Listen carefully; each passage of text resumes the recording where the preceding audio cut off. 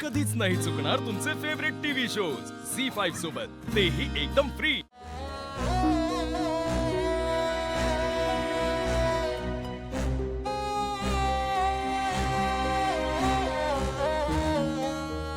विठ्ठला, आज सारंग सर माझ्याशी रागाने बोलले। त्यांचा माझ्यावर राग आहे समजू शकते मी। खरं तर आमचं लग्न ज्या परिस्थितीत पार पडलंय ना, त्यातून कोणताच व्यक्ती एवढ्या लवकर नाही सावरू शकत।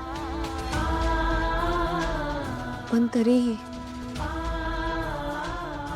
त्यांनी माझ्या बाबांसमोर माझी लाज राखली।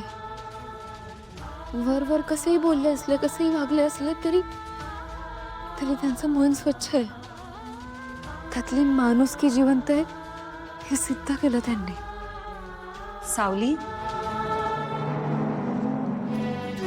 काय झालं वहिनी? तुम्हाला काही हवं होतं का? मी देते। सावली, अजून तोच विचार करतेस ना? सावली, मला कळतंय घडलेल्या गोष्टींमुळे तुझ्या मनात सारंगविषयी एक वेगळीच इमेज क्रिएट झाली असेल ना। तो नेमका कसा आहे हे तुला कळतच नसेल। मी सांगते,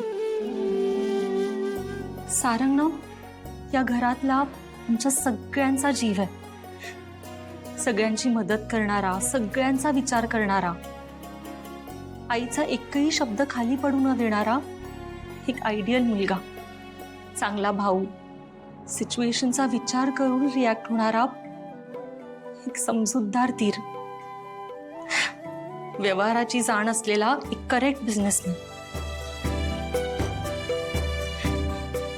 आणि मला खात्री आहे जो माणूस एवढ्या सगळ्या जबाबदाऱ्या इतक्या उत्तमरित्या पार पाडू शकतो तो एक नवरा होण्याचं कर्तव्य देखील पार पाडेल।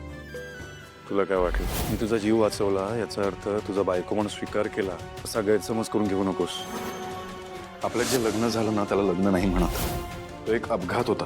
आणि आपल्या लग्नात माझ्या मनात अस्मी होती, तू नव्हतीस। सावली, वहिनी, पण सारंग सरांना अस्मी आवडते, म्हणजे त्यांचं तिच्यावर प्रेम आहे।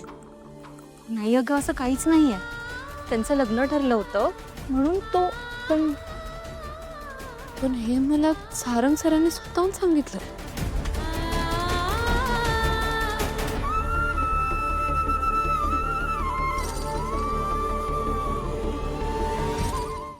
झी5 ॲप डाउनलोड करा आणि पहा सर्व एपिसोड्स एकदम फ्री।